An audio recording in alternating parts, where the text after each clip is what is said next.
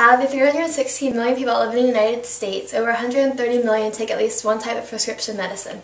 And with the addition of other drugs, it doesn't leave much room for the unmedicated person. The modern American takes too many pills, often prescribed heavily and for the wrong reasons. This over-medication can solve some problems, but because it isn't necessarily needed, it can create much bigger ones. Today, the average American will spend as much on medication as they do on everyday items such as gas. The total sales tops at $250 billion, enough for every American citizen to pay approximately $860 for their prescription drugs. And what's even crazier is that antipsychotics have become the largest revenue manufacturer among all medicine, cashing in at about $15 billion annually. And it's not only antipsychotic medication sales that are up. Prescription drug consumption overall has been increasing by 11% every year. The drug industry has been constructing an empire that has sunk its teeth into Americans, mainly through advertising. Due to relaxed government restrictions on such ads, drug companies have been able to implement these commercials and make them public. Spending on pharmaceutical advertisements has risen from $55 million to approximately $5 billion currently. So the way of psychiatry is no longer being performed by psychologists, and more commonly being prescribed by a primary care doctor. These doctors are usually always busy and frequently undertrained in the psychology field.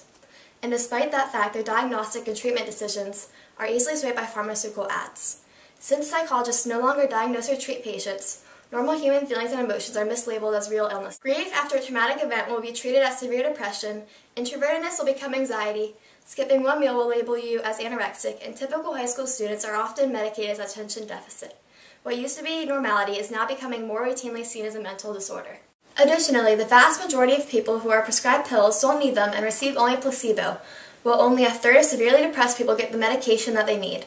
Americans naturally trust new medical technology and the science realm and expect drugs to fix all of their problems.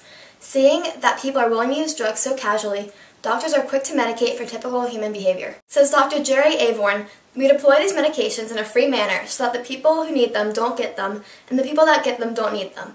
Not only do the people that need these medications not receive them, but many who do get them are misdiagnosed and left virtually untreated. Over 4% of American kids are on ADD or ADHD stimulants without considering alternate approaches. The National Institute of Mental Health states that approximately 25% of all Americans suffer from a variation of a mental illness. That doesn't sound right, does it? Maybe that unnaturally high statistic is due to overdiagnosing and overmedicating. Do you notice that more and more people around you are being diagnosed with ADD or ADHD or even depression? Is it true or is it just an illusion? There's an epidemic in America, but it's not an epidemic of psychiatric disorders. It's an epidemic of overdiagnosis, allowing for billions of dollars for pharmaceutical companies to thrive and the doctors prescribing these drugs, leading to our over-medicated population. The brain is the most complicated organ in the body. Every brain in each human has a uniqueness about it. If something is different, is it considered to be a disorder? If so, then what's considered to be a normal brain? Scientists don't know the exact answer to this question, which allows for doubt in the diagnosing process and education of mental illness, causes, and treatments. As time goes on, the brain begins to slowly reveal itself, and doctors still continue to learn new things about it every day. Although there are many unanswered questions about the mental disorders, doctors still prescribe medicine to the patient to see if it will work. Meanwhile, decisions being made are only as accurate as the people making them. And they are commonly created after brief checkups that do not pay attention to the best treatment practices.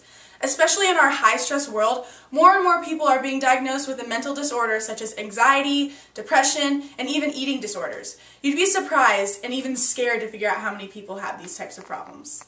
But America's diagnosis is clear. We have convinced ourselves that we are sick, troubled people, and the result is prescription writing, which is conforming and changing our society to an over-medicated population. As for extreme statistics, nearly 70% of Americans take at least one prescription drug, and more than 50% take two. Scholars writing in Mayo Clinic proceedings say antibiotics, antidepressants, and painkillers are most commonly prescribed. They found that 20% of patients are on 5 or more prescription medications. 17% of those studied were prescribed antibiotics, 13% were taking antidepressants, and 13% were also on painkillers. Drugs to the lower lipids, such as cholesterol, came in 4th, which is 11%, and vaccines were in 5th, which is 11% as well. The number of prescriptions has swelled by 2/3 over the past decade to 3.5 billion yearly, according to IMS Health. Simon here is a black schmoodle with a poor medical history, as he was discovered on the side of the road. He recently had surgery because he fell off the stairs and broke his leg. He was very scared. But But besides the point, Simon takes multiple medications to relieve pain. But do we know if he's actually in pain? This dog takes over $100 worth of medicine per year. Hundreds! Humans, Kelsey and I both had our wisdom teeth out recently. This is the amount of medicine for only one person in someone's medicine cabinet. Isn't this ridiculous? You stop taking the medication only after a few days, but there's still a majority of this left in the bottles. Although Kelsey and I aren't drug addicts, many people can be dependent on these powerful drugs. Here is a picture again of what one person's medicine cabinet looks like. Take a good look at it. Is this more than enough? Is this even necessary? Most of you would most likely be appalled by how much medicine this is, but you'd be very surprised as to how common it is. Connecting to the novel Brave New World, Soma is a symbol of our overuse of medication in the US today. In the novel, Soma is a hallucinogen used by those in power. It is a prescribed drug, which is also known as the perfect drug, which has all the benefits of calming and a 10-hour-long high, but with none of the guilt or hangovers. The world-state citizens have been addicted and learned to love the drug, so they use it as an escape for any problems or situations.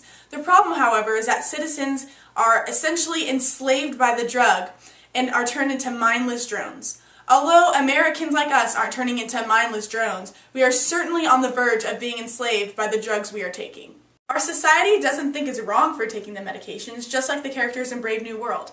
However, there are many side effects that can occur. How will it affect us in the future? Will it destroy us just like it did in the novel? Unfortunately, it most likely will. One day, our over-medicated population will get so out of hand that it will be found weird to not take Adderall before every high school or college exam just to focus. And soon, every young adult or old person that would be considered overly stressed will be taking antidepressant medications, and that's wrong.